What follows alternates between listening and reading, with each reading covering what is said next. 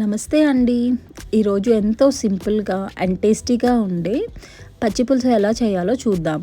ఇది చాలా ఈజీ అండి అండ్ చాలా సింపుల్ రెసిపీ. ఎప్పుడైనా మన ఇంట్లో వెజిటబుల్స్ ఏమైనా లేకపోతే మీరు ఇలా ట్రై చేయొచ్చు. ముందుగా చిన్న నిమ్మకాయ సైజ్ అంత చింతపండు తీసుకొని వాష్ చేసేసి ఇది కొంచెం నానబెట్టుకోండి. ఆ నానబెట్టుకున్న చింతపండుని పక్కన పెట్టేసుకోండి. అండ్ మనకి దీనికోసం నేను 3 ఉల్లిపాయలు, 3 పచ్చిమిర్చి తీసుకున్నాను. మీకు కావాలంటే మీరు యాడ్ చేసుకోవచ్చు. ఉల్లిపాయ అండ్ పచ్చిమిర్చి చిన్న చిన్న ముక్కలుగా కట్ చేసేసి పక్కన పెట్టుకోండి. కొంచెం కరివేపాకు యాడ్ చేసుకోండి.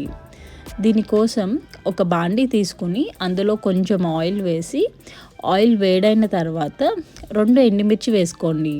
ఇవి కలర్ మారే వరకు మనం వేయించాలి. అండ్ ఈ ఫ్లేవర్ అనేది చాలా బాగుంటుంది. ఇలా మనకి కంప్లీట్గా కలర్ చేంజ్ అవ్వాలి. ఈ ఎండుమిర్చిని ఒక ప్లేట్లో పెట్టుకొని అవి చల్లార్చుకోవాలి. అండ్ సేమ్ ఇదే ఆయిల్లో పోపు దినుసులు వేసి వేయించుకోవాలి.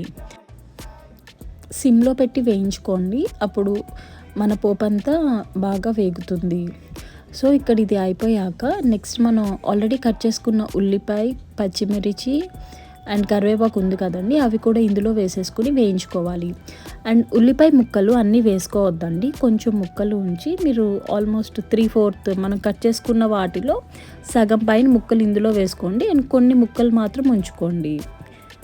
ఇలాగా ఈ ముక్కలు కూడా ఏంటంటే బాగా వేగనవసరం లేదు, జస్ట్ కొంచెం లైట్గా పచ్చిగా ఉంటేనే మన పచ్చిపులుసు అనేది చాలా బాగుంటుంది.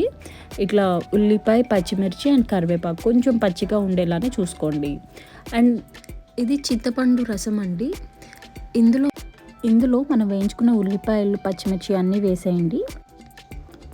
మరియు దీంట్లో ఒక చిటికెడు పసుపు అండ్ మనం ఆల్రెడీ వేయించుకున్న ఎండుమిర్చి ఉంది కదండి, దాంట్లో కొంచెం మనకి పచ్చిపులుసుకి సరిపడా ఉప్పు వేసేసి వాటిల్ని మీరు వేళ్ళతో ఇట్లా చేయండి. అవి చిన్న ముక్కలుగా అయిపోతాయి. ఇట్లా చేస్తే ఈ ఫ్లేవర్ అండ్ టేస్ట్ అనేది వచ్చి చాలా కమ్మగా ఉంటుంది, చాలా బాగుంటుంది. సో ఇట్లా వేసేసిన ఎండుమిర్చి ముక్కలు వేసేసాక మనం కలుపుకుంటే సరిపోతుంది. ఇందులో ఆల్రెడీ ఇందాక నేను చెప్పాను కదండి, కొంచెం ఉల్లిపాయ ముక్కలు అనేవి పక్కన ఉంచుకోమని చెప్పి, ఆ ఉల్లిపాయ ముక్కలు, పచ్చి ఉల్లిపాయ ముక్కలు ఇట్లా వేసేసుకోండి. అండ్ ఈ టేస్ట్ కూడా చాలా బాగుంటుంది. అండ్ లాస్ట్ ఇంగ్రీడియంట్ అండి, సో ఒక 1/2 స్పూన్ బెల్లం వేసుకోండి. ఇది ఎంతో టేస్టీగా ఉంటుంది. నేను ఇక్కడ బెల్లం పౌడర్ వేసాను.